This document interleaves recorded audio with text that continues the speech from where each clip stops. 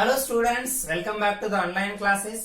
पहा, आपला motion in a plain हा जो चॅप्टर चालू आहे, म्हणजे आपण कोणता सेक्शन स्टडी करतोय फिजिक्सचा, कायनेमॅटिक्सचा. ओके, त्यामध्ये motion in a one dimension हा पार्ट आपण लास्ट लेक्चर मध्ये कम्प्लीट केला. ठीक आहे ना. लास्ट लेक्चर मध्ये ग्राफिकल रिप्रेझेंटेशन पर्यंतचा पार्ट आपण कम्प्लीट केला होता आणि तिथपर्यंत जे आपण स्टडी केलं होतं ते motion in one dimension, that is the rectilinear motion होतं. काय होतं ते? Rectilinear motion. ओके, सो आज आपण स्टार्ट करणार आहोत मोशन इन टू डायमेन्शन्स. कोणता पार्ट आपल्याला स्टार्ट करायचा आहे? मोशन इन अ प्लेन, जे ऍक्च्युअली आपल्या चॅप्टरचं नाव आहे, that is the two dimensional motion. Motion in a plane म्हणजे काय? Actually it is the two dimensional motion. Okay, so याच्याबद्दलचा स्टडी आपल्याला त्या ठिकाणी करायचा आहे.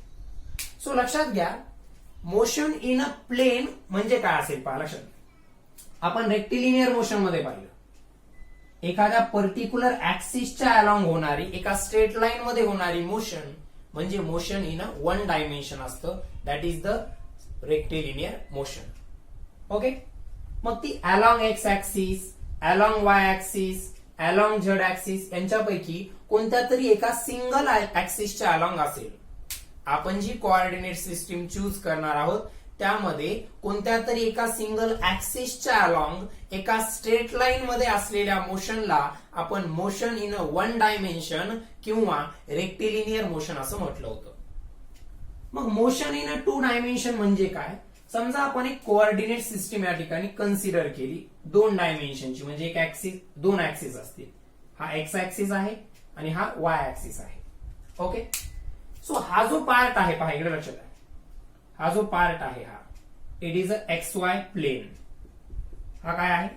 एक्स वाय प्लेन आहे. मग एखाद्या ऑब्जेक्टची मोशन या प्लेन मध्ये होत आहे अशा प्रकारे समजा. ठीक आहे, या प्लेन मध्ये हा ऑब्जेक्ट या पॉइंट पासून निघाला आणि या पॉइंट पर्यंत आला. ए टू बी या ऑब्जेक्टची जी मोशन होत आहे it is in the x Y plain. म्हणजे ही कोणती मोशन आहे? To dimensional motion. म्हणजे या मोशनच्या दरम्यान ऑब्जेक्टच्या कोणत्याही पॉइंटला, त्या मोशनच्या दरम्यान त्या ऑब्जेक्टची कोणत्याही पॉइंटला जर तुम्ही त्या ठिकाणी कंडिशन स्टडी केली, म्हणजे त्या पॉइंटचं ऑब्जेक्टचं डिस्प्लेसमेंट, व्हेलॉसिटी आणि ऍक्सेलरेशन यांचा जर विचार केला, समजा हा पॉइंट आहे, या A to B object travel करतोय in a X Y plane. ऑब्जेक्टची जी मोशन आहे ती एक्स वाय प्लेन मध्ये आहे, म्हणजे टू डायमेन्शन मध्ये आहे. ओके, आतापर्यंत आपण जो स्टडी केला मोशनचा तो वन डायमेन्शन मध्ये. मग या पाथच्या अलॉंग समजा या पॉइंटचं नाव आहे सी आणि या पॉइंटला त्या ऑब्जेक्टची व्हेलॉसिटी आहे व्हीसी एवढी. या सी पॉइंटला ऑब्जेक्टची व्हेलॉसिटी आहे व्हीसी. पॅरामीटर्स तेच राहतील, मोशनशी रिलेटेड असणारे parameters, distance, displacement, speed, velocity आणि ऍक्सेलरेशन यांच्याबद्दलच्या कन्सेप्ट चेंज होणार नाहीयेत. ठीक आहे, मग या पॉइंटला व्हेलॉसिटी व्हीसी जर असेल तर आपल्याला त्या व्हेलॉसिटीला दोन पार्ट मध्ये रिझॉल्व्ह करता येईल. एक कंपोनंट त्या व्हेलॉसिटीचा अलॉंग एक्स ऍक्सिस असेल आणि दुसरा कंपोनंट अलॉंग वाय ऍक्सिस असेल. ठीक आहे, पहा, एक्स वाय प्लेन मध्ये होणारी मोशन, त्या मोशनशी रिलेटेड एक पॅरामीटर आपण व्हेलॉसिटीला कन्सिडर केलं. आपण कशाला कन्सिडर केलं? व्हेलॉसिटीला.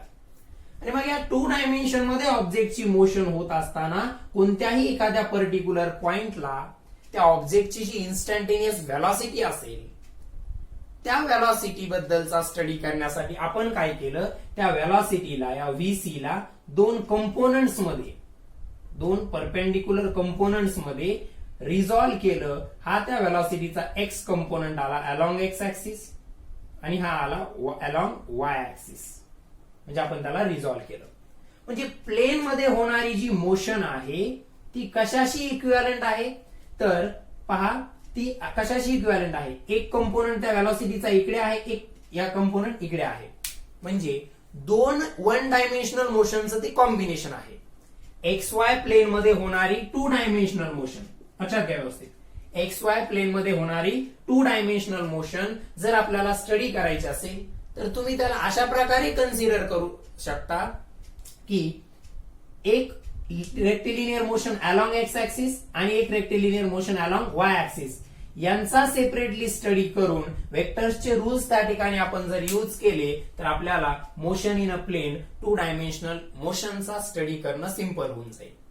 म्हणजे काय, ही जी व्हेलॉसिटी होती या पार्टिकल्सची इन अ XY प्लेन, त्या व्हेलॉसिटीला तुम्ही जर दोन म्युच्युअली परपेंडिक्युलर कंपोनंट्स मध्ये रिझॉल्व्ह केलं, एक अलोंग एक्स ऍक्सिस एक अलोंग वाय ऍक्सिस, तर त्यांचा आपण सेपरेटली स्टडी करू शकतो. म्हणजे काय, motion in a plane 2 dimensional मोशनचा स्टडी करताना काय करायचं, तर त्या मोशनला 2 डायरेक्शन मधली 1 डायमेन्शनल मोशन कन्सिडर करून स्टडी करायचं आहे.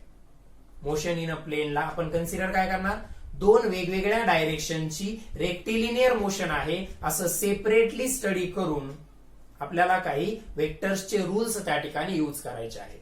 ओके, सो पहा, मोशन इन अ प्लेन म्हणजे एक 2 डायमेन्शनल मोशन आहे. मी इथं थोडी मोठी डायग्राम आता ड्रॉ करतो, आपल्याला त्याबद्दलचा स्टडी करायचा आहे. ठीक आहे, सगळ्यात महत्वाचा पॉइंट इथं तुम्हाला वेक्टर्सचे रूल माहित असणं आवश्यकच आहे. ओके, सो हा वाय ऍक्सिस आहे आणि हा एक्स ऍक्सिस आहे.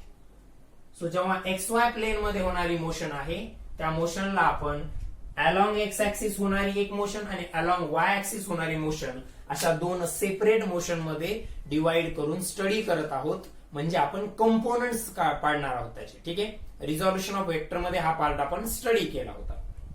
मग समजा ऑब्जेक्ट इज मुव्हिंग लाईक दिस, अशा प्रकारे त्या ऑब्जेक्टची मोशन झाली. हा जो पॉइंट आहे आणि हा जो पॉइंट आहे, this is a point A and this is the point B. आता लक्षात घ्या, या कोऑर्डिनेट सिस्टीमचा हा ओरिजिन आहे 0,0. ओके, सो पोझिशन वेक्टरची कन्सेप्ट आपल्याला माहिती आहे. ठीक आहे, सो लेट्स सपोज हा पोझिशन वेक्टर झाला ए पॉइंटचा, याला मी डिनोट केलं S1 बारनं. कशानं डिनोट केलं, S1 बारनं. आणि जो बी पॉइंट आहे त्या बी पॉइंटचा पोझिशन वेक्टर इथं ड्रॉ करतोय मी. ठीक आहे, जो बी पॉइंट आहे त्या बी पॉइंटचा position vector that is suppose S2 bar. पहा, पार्टिकलची इनिशियल पोझिशन कुठे आहे, ए ला, फायनल पोझिशन बी ला आहे. ठीक आहे, पार्टिकल या XY प्लेन मध्ये मूव्ह होत आहे, म्हणजे मोशन 2 डायमेन्शनल आहे. आपण काय करणार, त्या 2 डायमेन्शनल मोशनला अलोंग एक्स ऍक्सिस ची एक 1 डायमेन्शनल मोशन आणि अलोंग वाय ऍक्सिस ची एक 1 डायमेन्शनल मोशन. सो 2 डायमेन्शनल आपण 1 डायमेन्शन मध्ये ब्रेकअप करून त्या ठिकाणी स्टडी करतोय. म्हणजे XY प्लेन मधल्या 2 डायमेन्शन मोशनला, XY प्लेन मधल्या 2 डायमेन्शन मोशनला अलोंग एक्स ची एक 1 डायमेन्शनल मोशन आणि अलोंग वाय ची एक 1 डायमेन्शनल मोशन अशा प्रकारे डिवाइड करून वेक्टर्सचे रूल यूज करून आपण स्टडी करू शकतो. ते आपल्याला इझी जातं. ठीक आहे, सो आता लक्षात घ्या, हा जो पार्टिकल आहे इनिशियली पॉइंट ए ला होता तेव्हाचा त्याचा पोझिशन वेक्टर आहे S1 बार. इथं लिहितो मी, तेव्हाचा त्याचा पोझिशन वेक्टर आहे S1 बार. आणि तो पार्टिकल जेव्हा पॉइंट बी ला पोहोचला तेव्हाचा त्याचा पोझिशन वेक्टर आहे S2 bar. S1 bar and S2 bar are the position vectors initial आणि फायनलचे. मग डिस्प्लेसमेंट काय असतं आपल्याला माहिती आहे. हा पॉइंट ए आहे, हा पॉइंट बी. मग हे जे असणार आहे shortest distance between initial and final position, तर हे असणार आहे त्या पार्टिकलचं डिस्प्लेसमेंट. मग डिस्प्लेसमेंट वेक्टरला आपण डिनोट करूयात डेल्टा एस बारनं. सो डेल्टा एस बार काय असेल, डेल्टा एस बार काय असतो, S2 bar minus S1 bar. Delta S bar काय असेल, S2 bar minus S1 bar. So this is the displacement of that object from A to B. आता लक्षात घ्या, समजा इथं जो पॉइंट आहे ए पॉइंटला 2 कोऑर्डिनेट असतील. ए पॉइंटचा एक्स कोऑर्डिनेट आहे x1 आणि वाय कोऑर्डिनेट आहे y1 आणि बी पॉइंटचे कोऑर्डिनेट x2 आणि y2 आहेत. काय आहेत, x2 आणि y2. सो पहा, सिंगल डायमेन्शन मध्ये जेव्हा होतं 1 डायमेन्शन मध्ये तेव्हा एकच कोऑर्डिनेट होता. आता इनिशियल पॉइंटला 2 कोऑर्डिनेट x1 y1 आणि फायनल पॉइंटला सुद्धा 2 कोऑर्डिनेट x2 आणि y2. मग आपण काय केलं, हे जे डिस्प्लेसमेंट आहे डेल्टा एस बार, हे जे डिस्प्लेसमेंट आहे डेल्टा एस बार, याचे 2 कंपोनंट्स असतील. कोणता, त्या डिस्प्लेसमेंटचा एक एक्स कंपोनंट असेल आणि एक वाय कंपोनंट असेल. मग डिस्प्लेसमेंटचा एक्स कंपोनंट काय असेल, फायनल पॉइंटचा एक्स कोऑर्डिनेट मायनस इनिशियल पॉइंटचा एक्स कोऑर्डिनेट म्हणजे x2 मायनस x1 म्हणजे x2 मायनस x1 हा काय झाला या डिस्प्लेसमेंट वेक्टरचा. पहा ए टू बी च हे जे डिस्प्लेसमेंट आहे डेल्टा एस बार कसं फाइंड आउट करतो आपण डिस्प्लेसमेंट. फायनल पॉइंटचा पोझिशन वेक्टर मायनस इनिशियल पॉइंटचा पोझिशन वेक्टर अशा प्रकारे आपण त्याला कॅल्क्युलेट करतो. मग फायनल पॉइंटचा पोझिशन वेक्टर आपण S2 बार न डिनोट केला, इनिशियल पॉइंटचा पोझिशन वेक्टर S1 बार न. मग ए टू बी च जे डिस्प्लेसमेंट आहे delta S bar equals to S2 bar minus S1 bar. ठीक आहे. S2 म्हणजे फायनल, 1 म्हणजे इनिशियल. सो पहा हा डेल्टा एस बार काय येणार आहे S2 बार मायनस S1 बार. S2 बार मायनस S1 बार. याचं फायनल आन्सर काय या डेल्टा एस बार साठी तर पहा व्यवस्थित. सो पर्टिक्युलरली फायनल पॉइंटचे जे एक्स कोऑर्डिनेट आहे तो आहे x2 आणि इनिशियल पॉइंटचा एक्स कोऑर्डिनेट काय आहे x1 म्हणजे एक्स कोऑर्डिनेट मधला चेंज x2 मायनस x1 आला. आणि आपल्याला माहितीये या डायरेक्शनचं जे डिस्प्लेसमेंट असतं त्याला वेक्टर फॉर्म मध्ये युनिट वेक्टर जो असतो तो I cap plus y2 minus y1 J cap ही त्या डिस्प्लेसमेंटची व्हॅल्यू आली. So it is a 2 dimensional motion. लक्षात घ्या. अशा प्रकारे XY प्लेन मध्ये जेव्हा या ऑब्जेक्टची मोशन होईल तेव्हा डिस्प्लेसमेंट कॅल्क्युलेट करण्यासाठी आपल्याला दोन्ही कोऑर्डिनेट कन्सिडर करावे लागतील. मग हा जो पार्ट आला x2 मायनस x1 हा या डिस्प्लेसमेंटचा x कंपोनंट झाला. हा पूर्ण मिळून डिस्प्लेसमेंटचा काय झाला x कंपोनंट आणि हा पूर्ण मिळून डिस्प्लेसमेंटचा काय झाला y component. Okay. So this is how to dimensional motion मध्ये कशा प्रकारे डिस्प्लेसमेंट फाइंड आउट केलं जातं. कारण 1 डायमेन्शन मध्ये काय होतं पार्टिकल इथून इथपर्यंत गेला समजा अशा प्रकारे स्ट्रेट लाईन मध्ये. सो एका स्ट्रेट लाईन मध्ये गेला समजा हा आपला एक्स ऍक्सिस आहे, हा काय आहे एक्स ऍक्सिस आहे. सो पार्टिकल इनिशियली इथं होता येला, फायनली तो बी ला गेला. समजा याचा एक्स कोऑर्डिनेट x2 आहे आणि याचा x1 आहे तर इथं directly displacement delta X equals to x2 minus x1 अशा प्रकारचं येईल. ओके. कारण तिथं 1 डायमेन्शनच आहे. मात्र प्लेन मध्ये होणारी जी मोशन आहे त्याला आपण 2 सेपरेट 1 डायमेन्शनल मोशन मध्ये डिवाइड केलं. एक अलॉंग एक्स ऍक्सिसची आणि एक अलॉंग वाय ऍक्सिसची. तर पहा हा जो पार्ट आहे डिस्प्लेसमेंटच्या इक्वेशन मधला हा त्याचा एक्स कंपोनंट आहे म्हणजे एक्स ऍक्सिसच्या अलॉंगची 1 डायमेन्शनल मोशन. हा जो पार्ट आहे या डिस्प्लेसमेंट वेक्टरचा वाय कंपोनंट आहे म्हणजे वाय ऍक्सिसच्या अलॉंगची 1 डायमेन्शनल मोशन आणि या दोघांचं कॉम्बिनेशन म्हणजे ही झाली 2 dimensional motion that is the motion in a plane. ही काय झाली मोशन इन अ प्लेन. ठीक आहे. सो याला पहिल्यांदा नोट डाऊन करा. मग यावरून आपल्याला पुढे व्हेलॉसिटी आणि ऍक्सेलरेशन कसे फाइंड आउट करायचे त्याच्याबद्दलचं डिस्कशन करायचं आहे. ओके. सो नोट दिस डाऊन. डायग्राम व्यवस्थित ड्रॉ करून घ्यायचे आहे. यासाठी पहा ऑब्व्हियसली स्केलार्स वेक्टर्स जो पार्ट आपण स्टडी केला होता मागच्या चॅप्टर मध्ये त्याबद्दलचा नॉलेज किंवा कन्सेप्ट आपण म्हणूया तुम्हाला माहित असणं आवश्यक आहे तरच हे लक्षात येईल. ठीक आहे. सो 2 डायमेन्शन मध्ये आपला जो हा डिस्प्लेसमेंट वेक्टर आलाय तो आलेला आहे एक्स कंपोनंट एक्स बार प्लस वाय कंपोनंट समजा डिस्प्लेसमेंटचा वाय बार आहे. याला मॅग्निट्यूड फॉर्म मध्ये युनिट वेक्टरच्या टर्म्स मध्ये लिहिलं तर काय येईल x2 मायनस x1 म्हणजे x component of displacement vector काय असणार आहे x2 minus x1 I cap plus हे y2 minus y1 J cap. So this is the delta S bar. This is the value of delta S bar म्हणजे हा आपला काय आहे displacement vector आहे. ओके. सो डिस्प्लेसमेंट वेक्टर मध्ये 2 components आहेत आता एक एक्स कंपोनंट आणि दुसरा आहे वाय कंपोनंट. मग डिस्प्लेसमेंट वरून व्हेलॉसिटी आपण कशा प्रकारे फाइंड आउट करतो तर ऍव्हरेज व्हेलॉसिटी काय येईल हे टोटल डिस्प्लेसमेंट झालं. मग ऍव्हरेज व्हेलॉसिटी काय येईल याला असंही लिहू शकतो आपण delta S bar equals to x2 minus x1 ला आपण डेल्टा एक्स बार लिहिलं पुढे I cap as it is plus y2 minus y1 ला आपण डेल्टा वाय बार लिहिलं पुढे J cap I cap J cap जर लिहिलं तर हा बार द्यायची गरज नाही. ठीक आहे. x2 मायनस x1 म्हणजे आहे डेल्टा एक्स हा I cap as it is plus delta Y J cap. So this is the x component of displacement. This is the y component of displacement. Now in order to find the velocity vector, velocity average find out करूयात पहिल्यांदा. कोणती velocity? Average velocity. So average velocity साठी याला काय करावं लागेल? Delta T ने divide करावं लागेल. सो हा delta S bar divided by delta T.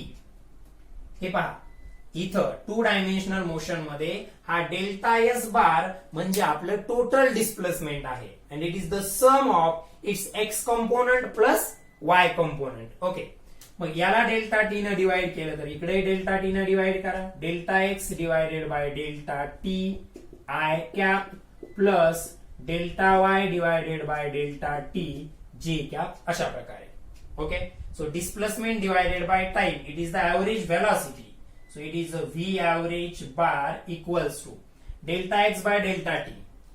म्हणजेच v average चा x component म्हणजे v average इथं x सफिक्स लिहितो मी i कॅप प्लस पुढे delta y by delta t म्हणजे average velocity चा y component पुढे लिहिलं मी j कॅप.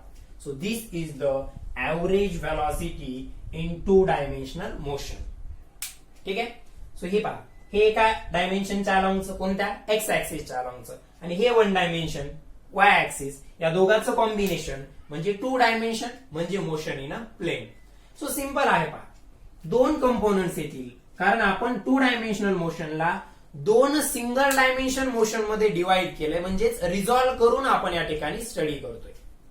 सो हा डेल्टा एस बार म्हणजे डिस्प्लेसमेंट वेक्टर आहे. त्यातला डेल्टा एक्स एवढा पार्ट त्याचा एक्स कंपोनंट आहे. डेल्टा वाय हा पार्ट त्याचा वाय कंपोनंट आहे.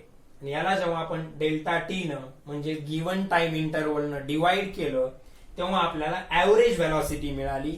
ती ऍव्हरेज व्हेलॉसिटी सुद्धा एक्स कंपोनंट आणि वाय कंपोनंटची ऍडिशन असेल. Okay, so this is how we can calculate the average velocity in 2-dimensional motion. सो याला सुद्धा व्यवस्थित नोट डाऊन करा. ज्यांना 1 डायमेन्शन मोशन लक्षात आलेला आहे, ज्यांना 1 डायमेन्शन मोशन लक्षात आलेला आहे त्यांना या गोष्टी इथं आपण ज्या स्टडी करतोय 2 डायमेन्शन मध्ये त्या व्यवस्थित क्लिअर होतील. ओके, सो पहा आता थोडं इन्स्टंटेनियस व्हेलॉसिटी बद्दल बोलूया. सो इन्स्टंटेनियस मध्ये आपण डेल्टा ऐवजी डी हा सिम्बॉल यूज करतो. ओके, सो पहा डिस्प्लेसमेंट इन्स्टंटेनियसली जर लिहायचं असेल आपण याला डीएस बार लिहिलं तरी काय असेल, D X I cap plus D Y J cap. नाव याचं जर डिफरन्शिएशन घेतलं आपण विथ रिस्पेक्ट टू टाइम, डिस्प्लेसमेंटचं डिफरन्शिएशन किंवा सिम्पली लिहा असं की हे असं आहे, delta S bar equals to delta X I cap plus delta Y J cap. आपण काय घेतलं, याला डिफरन्शिएट केलं विथ रिस्पेक्ट टू टाइम, तर ही आपल्याला काय मिळेल, DS bar by DT, DS bar by DT हे काय असेल, डीएक्स बाय डीटी हा आय कॅप आणि हे डीवाय बाय डीटी हे जे कॅप. सो हा जो पार्ट आहे DS bar by DT, it is the velocity instantaneous. हा काय आहे, इन्स्टंटेनियस व्हेलॉसिटीचा एक्स कंपोनंट म्हणून पुढे आय कॅप आहे, आणि हा जो आहे हा इन्स्टंटेनियस व्हेलॉसिटीचा वाय कंपोनंट म्हणून पुढे जे कॅप आहे. ठीक, सो इन्स्टंटेनियस व्हेलॉसिटीची टोटल असेल ती सुद्धा एक्स कंपोनंट आणि वाय कंपोनंटची वेक्टर ऍडिशन असेल. हे फास्ट का घेतोय, कारण डिफरन्शिएशन आपण ऑलरेडी स्टडी केलंय. डिस्प्लेसमेंट वरून व्हेलॉसिटी कशी फाइंड आउट करतात हे सुद्धा 1 डायमेन्शन मध्ये आपण स्टडी केलंय. आणि वेक्टरचं रिझॉल्युशन किंवा त्याला असं युनिट वेक्टरच्या फॉर्म मध्ये रिप्रेझेंट करणे हे सुद्धा आपण मॅथमॅटिकल मेथड्स मध्ये ऑलरेडी स्टडी केलेलं आहे. फरक इथं काय आहे, फक्त व्हेलॉसिटी आपण 2 डायमेन्शन मध्ये घेतली, मग त्याचे 2 कंपोनंट, एक अलॉंग एक्स ऍक्सिसचा एक अलॉंग वाय ऍक्सिसचा. सो सिम्पली 2 डायमेन्शनल मोशनचा स्टडी करणं म्हणजे त्याला काय करणं, 2 सिंगल डायमेन्शन मोशन मध्ये डिवाइड करून त्यांचा सेपरेटली स्टडी करणं आणि वेक्टरचे रूल अप्लाय करून परत अशा प्रकारे त्यांना आपण कंबाईन करू शकतो. So this is how to calculate the instantaneous as well as average velocity in 2 dimension motion. ठीक आहे, हे नोट डाऊन करत चला. त्याला डिटेलमध्ये आपण जेव्हा याची एक्झाम्पल्स घेऊयात काही तेव्हा तुमच्या ते लक्षात येईल. नाव पुढचा पार्ट जो आहे that is the instantaneous acceleration. Instantaneous acceleration. So ऍक्सेलरेशनला सुद्धा दोन कंपोनंट असतील, लक्षात घ्या. आपला एक्स आणि वाय या दोन डायमेन्शनच्या अलॉंगचा ऍक्सेलरेशनचे दोन कंपोनंट्स असतील, जसं डिस्प्लेसमेंटला होते आणि व्हेलॉसिटीला होते. सो लक्षात घ्या, हा dx बाय dt म्हणजे काय आहे? dx बाय dt म्हणजे काय आहे? इन्स्टंटेनियस, नुसतं v दाखवतो आता मी. इन्स्टंटेनियस व्हेलॉसिटीसाठी फक्त काय डिनोट करतो? v न. सो मॅग्निट्यूडच्या फॉर्म मध्ये जर सांगायचं असेल तर dx by dt he velocity आहे एक्स डायरेक्शनची. कोणत्या डायरेक्शनची? एक्स डायरेक्शनची. dy बाय dt जो आहे त्यातला पार्ट ही व्हेलॉसिटी आहे y डायरेक्शन मधली. कोणत्या डायरेक्शन मध्ये? y डायरेक्शन मध्ये. आणि जो फायनल v बार असतो हा असेल vx बार प्लस vy बार, म्हणजे velocity vector along X axis, velocity vector along Y axis, यांची वेक्टर ऍडिशन म्हणजे टोटल व्हेलॉसिटी. याला युनिट वेक्टरच्या फॉर्म मध्ये आपण लिहितो कसं? हा vx I cap bar remove केला, पुढे आय कॅप न मल्टिप्लाय केलं, vy j कॅप या फॉर्म मध्ये. Go and revise the mathematical method once again so that you can clearly understood this. ठीक आहे. So vx i cap vy j cap इथपर्यंत आपण आलो. मग आता व्हेलॉसिटीला डिफरन्शिएट केलं विथ रिस्पेक्ट टू टाइम तर ऍक्सेलरेशन मिळतं. मग हा जो पार्ट आहे याला मी लिहिलं dv bar by dt is equals to हा काय dvx by dt i cap plus dv by dt j cap. So हे असेल टोटल ऍक्सेलरेशन. हा त्याचा x कंपोनंट ax बार आणि हा त्याचा y कंपोनंट ay बार. याला युनिट वेक्टरच्या टर्म्स मध्ये जर लिहायचं असेल, युनिट वेक्टरच्या टर्म्स मध्ये हा येईल a bar equals to ax i cap plus ay j cap अशा प्रकारे. ठीक आहे. सो ऍक्सेलरेशनचा x कंपोनंट आणि y कंपोनंट. म्हणजे बघा, डिस्प्लेसमेंटला with respect to time differentiate केलं तर आपल्याला व्हेलॉसिटी मिळते. व्हेलॉसिटीला with respect to time differentiate केलं तर आपल्याला ऍक्सेलरेशन मिळतं. त्याच वन डायमेन्शन मोशनच्या कन्सेप्ट आपण इथं यूज करतोय. फरक फक्त एवढाच आहे, इथं दोन डायमेन्शनची वेक्टर ऍडिशन घ्यायची जेणेकरून आपल्याला ती टू डायमेन्शनल मोशन मिळेल. Okay. So this is the complete solution for the to dimensional motion. म्हणजे टू डायमेन्शनल मोशन मध्ये डिस्प्लेसमेंट वरून व्हेलॉसिटी, व्हेलॉसिटी वरून ऍक्सेलरेशन कशा प्रकारे फाइंड आउट केल्या जातं. ओके.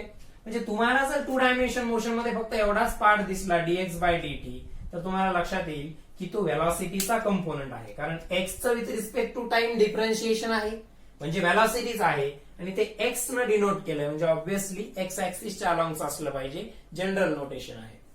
ओके. सो ऍक्सेलरेशनचं हे इक्वेशन आणि त्याला युनिट वेक्टरच्या फॉर्म मध्ये लिहून घ्या. So this is the two dimensional motion. ठीक आहे.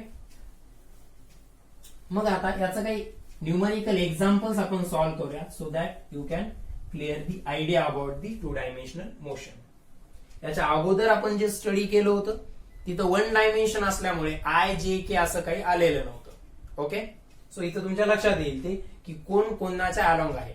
असं काही नाहीये की तुम्हाला प्रत्येक वेळी वायनच तो वाय कंपोनंट डिनोट करतील. ठीक आहे. तुम्हाला जर अशा प्रकारे दिलंय की एक्स जे कॅप तर इथं एक्स काय आहे? वाय कंपोनंट आहे.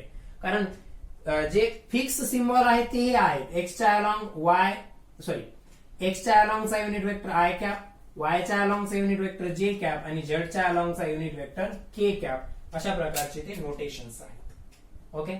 सो आता पहा याचं एक्झाम्पल घेऊया. त्यासाठी फॉर्म्युले तुमच्या क्लिअरली लक्षात आले असतील. I hope so that.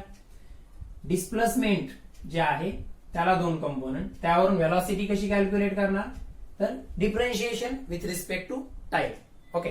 So जी टोटल व्हेलॉसिटी असते v बार ही काय असते vx bar plus vy bar म्हणजेच dv हे असतं ds बार बाय dt, हे काय असतं dx बार बाय dt आणि हे काय असतं dy बार बाय dt. याला युनिट वेक्टरच्या फॉर्म मध्ये लिहिलं तर हा पार्ट जो आहे याला ऍज इट इज ठेवूयात आपण dx बार बाय dt.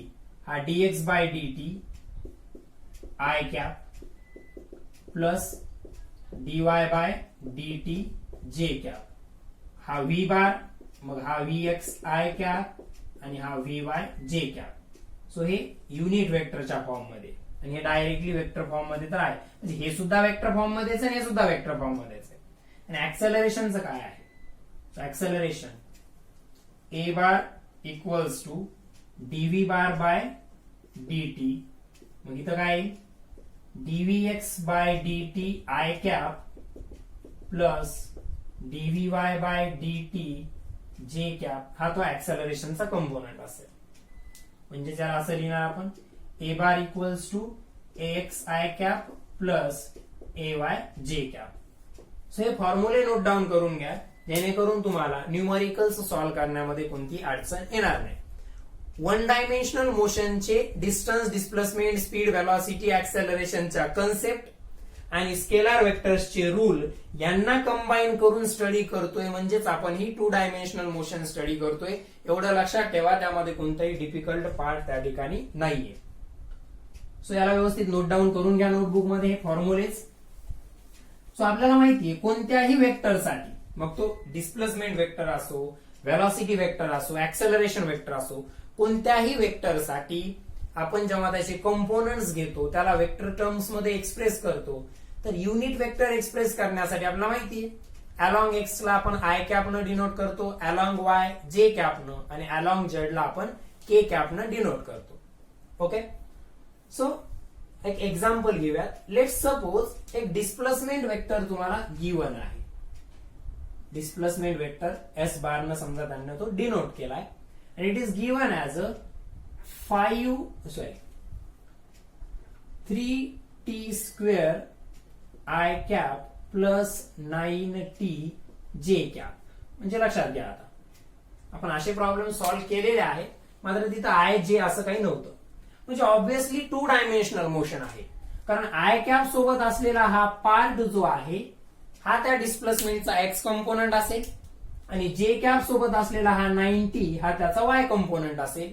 मग डिस्प्लेसमेंटला जर एक्स आणि वाय असे 2 कंपोनंट्स आहेत, तर ऑब्व्हियसली मोशन कोणती आहे? 2 डायमेन्शनल मोशन आहे. आणि इथं displacement is a function of time. Here displacement is a function of time. Displacement is a function of time. Okay, so you have to solve this up to acceleration. ठीक आहे, किती वेळासाठीचं विचारलंय ते आपण नंतर solve करूयात. ओके, पहिल्यांदा acceleration calculate करायचं. Instantaneous ऍक्सेलरेशनची तुम्हाला इक्वेशन बनवायची आहे. ठीक आहे, सो याला मी डिफरन्शिएट केलं विथ रिस्पेक्ट टू टाइम, तर मला पहिल्यांदा व्हेलॉसिटी मिळेल. सो हा ds बार बाय dt म्हणजे काय असेल? v बार. काय असेल? v बार. तर डिस्प्लेसमेंटला 2 कंपोनंट्स आहेत आणि दोन्हीही काय आहेत? Function of time. म्हणजे जे कॅप सोबत जो आहे त्यामध्ये सुद्धा टाइम आहे, आणि आय कॅप सोबत जो आहे त्यामध्ये सुद्धा टाइम आहे. म्हणजे दोन्हीही कंपोनंट्स टाइमचे फंक्शन आहेत. मग डिफरन्शिएशनचे रूल, हा 3 ऍज इट इज ठेवला, हा 2 समोर घेतला, टी चा पॉवर 1 न कमी झाला म्हणजे पॉवर 1 झाला, तो लिहायची आवश्यकता नसते. डेरिव्हेटिव्हचे रूल. ठीक आहे, so 3 into 2 into T I cap plus 9t चा डेरिव्हेटिव्ह फक्त 9 येईल, कारण वरचा 1 इकडे घेतला, 9 सोबत मल्टिप्लाय झाला तर 9. इथं ऑलरेडी पॉवर 1 आहे, तो 1 न कमी करायचा आहे. डिफरन्शियल कॅल्क्युलस मध्ये आपण ते स्टडी केलं होतं, म्हणजे तो 0 होऊन जाईल. मग तो जर 0 झाला तर टी चा पॉवर 0 म्हणजे 1, आणि 9 इंटू 1 म्हणजे 9, म्हणजे इथं राहील 9j कॅप. 9j cap. ठीक आहे, so it is a v bar equals to 3 2 जा 6t I cap plus 9j cap. Okay, आता हे झालं व्हेलॉसिटी. याला परत डिफरन्शिएट जर केलं विथ रिस्पेक्ट टू टाइम तर ऍक्सेलरेशन मिळेल. फायनली कंक्लुजन काय ते पाहायचं आपल्याला. So a bar equals to dv bar by dt. Okay, so याचं डिफरन्शिएशन 6t चा डेरिव्हेटिव्ह 6, हा I cap as it is, plus 9 सोबत टी नाहीच आहे, म्हणजे तिथं तो व्हेरिएबल अवेलेबलच नाहीये, म्हणजे याचा डेरिव्हेटिव्ह काय? 0. So it is a 0j cap. So finally A bar equals to काय आलो? 6i cap. ओके, आता पहा याचं कन्क्लुजन काय आहे. तुम्हाला हे इक्वेशन दिलं होतं डिस्प्लेसमेंटचं 2 डायमेन्शनल मोशन साठीचं, त्यावरून तुम्ही हे व्हेलॉसिटी आणि हे ऍक्सेलरेशन साठीचं इक्वेशन फाइंड आउट केलं. मग व्हेलॉसिटीच्या इक्वेशन मध्ये काय आलंय 6t I cap plus 9j cap. Okay, आता लक्षात घ्या ऍक्सेलरेशनच्या इक्वेशन मध्ये मात्र फक्त हा 6I कॅपच आलाय. ऍक्सेलरेशनच्या इक्वेशन मध्ये जे कॅप आलाच नाही. व्हेलॉसिटी मध्ये जे कॅप म्हणजेच वाय कंपोनंट व्हेलॉसिटीचा अवेलेबल आहे, मात्र ऍक्सेलरेशनचा वाय कंपोनंट 0 आला. याचं आन्सर काय आहे पहा. ऍक्सेलरेशन 0 कधी येतं? ऍक्सेलरेशन 0 कधी येतं? जेव्हा व्हेलॉसिटी कॉन्स्टंट असते.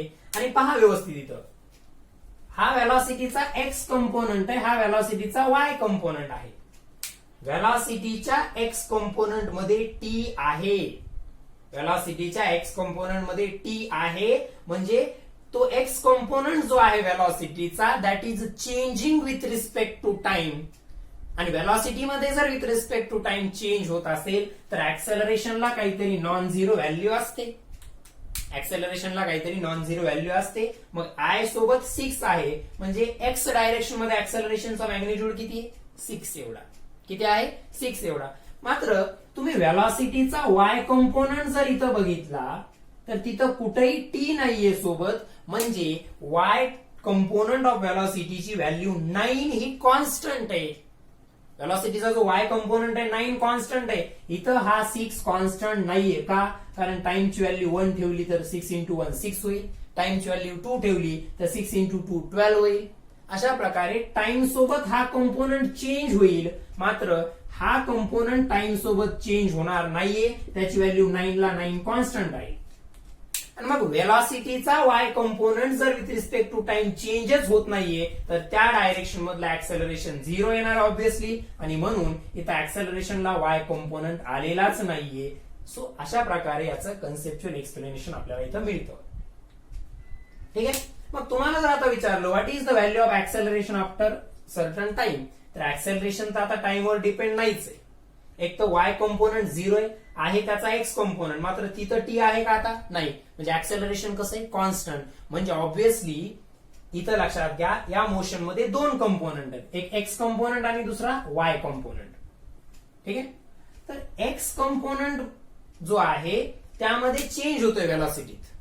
काय होतं? व्हेलॉसिटी चेंज होतोय, मात्र तो चेंज सुद्धा या फिक्स रेटनच होतोय. याच्यासोबत पुढे टी आहे का? नाहीये. म्हणजे ऍक्सेलरेशनची व्हॅल्यू कॉन्स्टंट राहणार आहे, म्हणजे युनिफॉर्म मोशन आहे. म्हणजे एक्स कंपोनंटचा जर विचार केला तर ती युनिफॉर्म मोशन आहे. आणि सॉरी, एक्स कंपोनंटचा विचार केला तर युनिफॉर्मली ऍक्सेलरेटेड मोशन आहे, नॉट युनिफॉर्म मोशन. ओके. कारण व्हेलॉसिटी चेंज होत आहे म्हणजे युनिफॉर्म मोशन तर नाही. मग नॉन युनिफॉर्म आहे. मग नॉन युनिफॉर्म मध्ये 2 प्रकार असतात, युनिफॉर्मली ऍक्सेलरेटेड आणि नॉन युनिफॉर्मली ऍक्सेलरेटेड. ऍक्सेलरेशनची व्हॅल्यू कॉन्स्टंट आहे 6, ही बदलणार आहे का? नाही. इथं कुठे टी दिसतोय का? नाहीये. म्हणजे ऍक्सेलरेशनची व्हॅल्यू 6 कॉन्स्टंट आहे. म्हणजे एक्स कंपोनंट ऑफ व्हेलॉसिटीचा जर विचार केला तर ही जी 2 डायमेन्शनल मोशन आहे त्याचा एक कंपोनंट काय रिप्रेझेंट करतो? Uniformly accelerated motion. आणि वायचा विचार करा, व्हेलॉसिटी इज कॉन्स्टंट.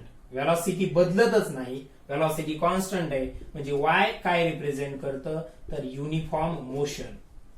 इथं व्हेलॉसिटी चेंज होते, मात्र 6 मीटर पर सेकंड स्क्वेअर या ऍक्सेलरेशनच्या रेटनं ती चेंज होईल. म्हणजे चेंज होण्याचा रेट कॉन्स्टंट आहे आणि इथं व्हेलॉसिटी स्वतःच कॉन्स्टंट आहे. म्हणजे इथं ऍक्सेलरेशनची व्हॅल्यू वाय कंपोनंट साठी 0 आणि एक्स कंपोनंट साठी ऍक्सेलरेशन कसं आहे? कॉन्स्टंट. म्हणजे ही युनिफॉर्मली ऍक्सेलरेटेड मोशन आहे आणि ही युनिफॉर्म मोशन आहे. तर बऱ्याच गोष्टी आपल्याला यावरून क्लिअर करता येतात. ठीक आहे. सो नोट दिस डाऊन. आणखी काही एक्झाम्पल्स आपण घेऊया त्याचे.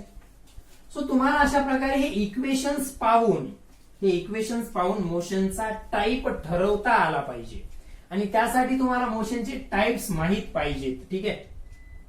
मग कोणते कोणते मोशनचे टाईप ते परत एकदा पहा. एक आहे युनिफॉर्म मोशन, आणि दुसरा आहे नॉन युनिफॉर्म मोशन. आता या नॉन युनिफॉर्म मोशन मध्ये काय आहे इथं पहा. याचा अर्थ होतो व्हेलॉसिटी इज कॉन्स्टंट. ओके. आणि हा जो पार्ट आहे नॉन युनिफॉर्म मोशन, याचा मिनिंग काय होतो? Velocity changes. इथं फिक्स आहे. मग इथं व्हेलॉसिटी कॉन्स्टंट म्हणजे ऍक्सेलरेशन 0. मग आता या दोन टाईप पडतात.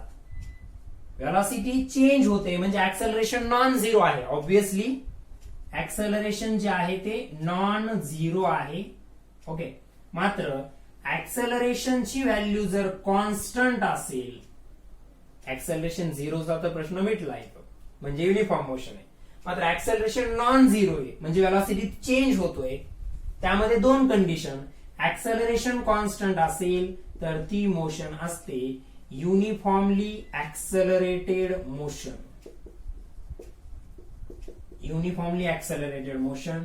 आणि ही जी मोशन असेल it is a non uniform acceleration म्हणजे acceleration is not constant. Acceleration is not constant. It is the non-uniform accelerated motion. Non-uniformly accelerated motion. So कसं ठरवायचं? पहिल्यांदा पाहायचं व्हेलॉसिटी कॉन्स्टंट आहे का चेंज होते. मग कॉन्स्टंट असेल तर obviously uniform motion, acceleration 0. Velocity जर चेंज होत असेल तर त्यात परत ठरवावं लागेल की कॉन्स्टंट ऍक्सेलरेशन न चेंज होत आहे का व्हेरिएबल ऍक्सेलरेशन न चेंज होत आहे. व्हेलॉसिटी चेंज होत असताना ऍक्सेलरेशन कॉन्स्टंट राहिलं तर ती युनिफॉर्मली ऍक्सेलरेटेड मोशन आणि ऍक्सेलरेशन सुद्धा चेंज होत असेल तर ती नॉन युनिफॉर्मली ऍक्सेलरेटेड मोशन आहे. Okay.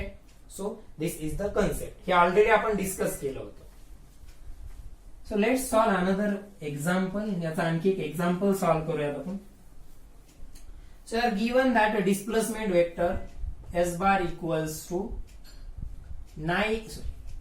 2t cube I cap 2t cube I cap plus 5t square j cap. दोनच डायमेन्शनचं घेऊया.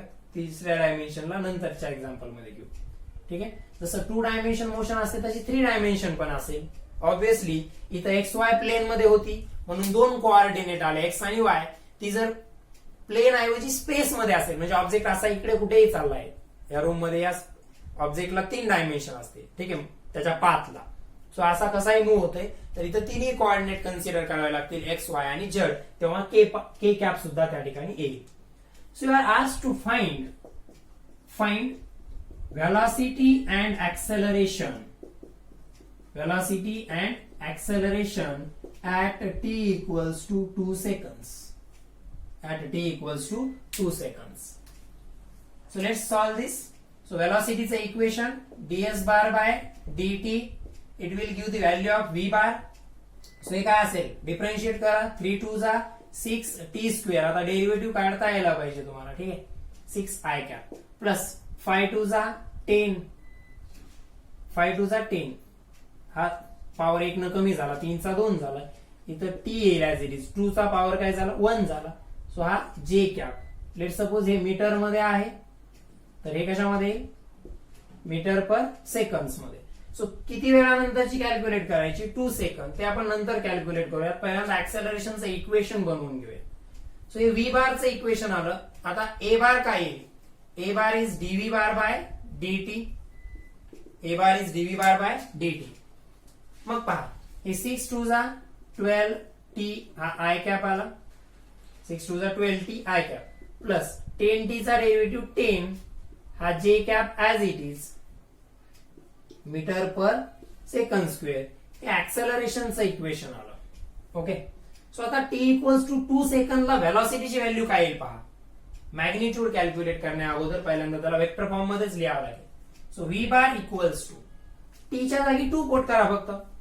टीच्या जागी जर इथं 2 पुट केलं तर 2 चा स्क्वेअर 4 4 6 जा 24. So it is a 24 I cap plus परत 2 पुट केलं 10 2 जा 20 जे कॅप. हे व्हेलॉसिटीचं इक्वेशन आलं at time T equals to 2 second साठी. आणि तेच ऍक्सेलरेशनचं काय येईल time T equals to 2 second साठीचं. इथं परत 2 पुट करा. 12 इंटू 2 24 आय कॅप आणि हे प्लस 10 जे कॅप. हे metre per second square.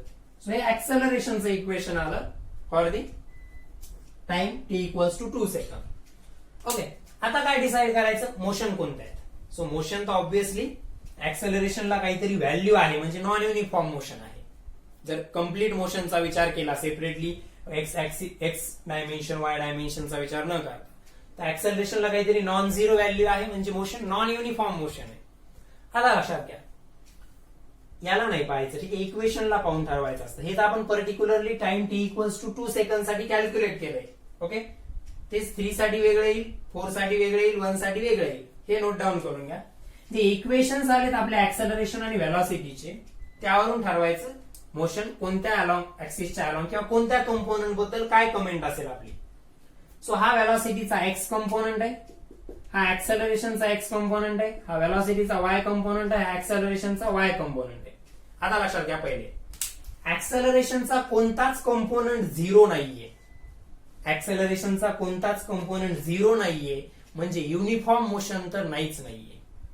Along x पण नाहीये, अलॉंग वाय पण नाहीये. मग ऑब्व्हियसली नॉन युनिफॉर्म मोशन आहे. एक्स कंपोनंट बद्दल बोलूयात. ऍक्सेलरेशनच्या एक्स कंपोनंट मध्ये सुद्धा टाइम आहे, म्हणजे acceleration with respect to time change होणार आहे, म्हणजे ऍक्सेलरेशन कॉन्स्टंट नाहीये. So it is a non uniformly accelerated motion. मात्र ऍक्सेलरेशनचा वाय कंपोनंट मात्र कॉन्स्टंट आहे, कारण इथं आता टी नाहीये, म्हणजे तो चेंज होणार नाहीये विथ रिस्पेक्ट टू टाइम. मग ऍक्सेलरेशनचा वाय कंपोनंट कॉन्स्टंट आहे, म्हणजे वाय ऍक्सिसच्या अलॉंगची मोशन ही काय आहे, युनिफॉर्मली ऍक्सेलरेटेड मोशन आहे. सो अशा प्रकारे हे मॅथमॅटिकल फॉर्म्स आपण वेगवेगळ्या टाईपचे न्यूमेरिकल सॉल्व्ह करू शकतो. तसंच त्यांचा जर व्यवस्थित स्टडी केला तर आपल्या ज्या कन्सेप्ट आहेत मोशनशी रिलेटेड त्या सुद्धा आपण क्लिअर करून घेऊ शकतो. ठीक आहे. So this is the solution to this question. So अशा प्रकारचे काही बरेच क्वेश्चन्स तुम्हाला वेगवेगळ्या बुक्स मध्ये दिसतील, मिळतील. तिथून ते व्यवस्थित प्रकारे काय करायचे आहेत, सॉल्व्ह करायची आहेत. ओके. सो इथं आपला मोशन इन 2 डायमेन्शन जे आपण स्टार्ट केलं त्याचा बेसिक पार्ट कंप्लीट झालेला आहे. ओके. 1 डायमेन्शन मोशन आणि मोशनचा ग्राफिकल स्टडी आपण ऑलरेडी स्टडी केलेला आहे. ओके. सो मोशनशी रिलेटेड असणारे कायनेमॅटिक इक्वेशन जे तुम्ही ऑलरेडी 9th स्टँडर्ड मध्ये स्टडी केले असतील, फक्त इथं आपल्याला ते 2 डायमेन्शन साठी किंवा वेक्टर फॉर्म मध्ये व्यवस्थित रिप्रेझेंट करायचे आहे. आणि एक इम्पॉर्टंट कन्सेप्ट बाकी आहे या चॅप्टरचा, रिलेटिव्ह मोशन. तो एक पार्ट कंप्लीट करूया नेक्स्ट लेक्चर मध्ये. ठीक आहे. तिथंही चॅप्टर कंप्लीट होत नाही, आणखीन सर्क्युलर मोशनचे बेसिक्स आणि प्रोजेक्टाईल मोशनचे बेसिक्स आपले घेणे बाकी आहे. थोडा लेंदी चॅप्टर आहे. So go step by step. 1 dimension मोशनचा व्यवस्थित स्टडी करा ग्राफिकल स्टडी पर्यंत. 2 डायमेन्शनचा व्यवस्थित स्टडी करा. त्याच्यानंतर उद्या आपण घेणार आहोत रिलेटिव्ह मोशन. ओके. सो आज झालेल्या लेक्चर मध्ये आपण 2 डायमेन्शनल मोशनचे बेसिक्स घेतले.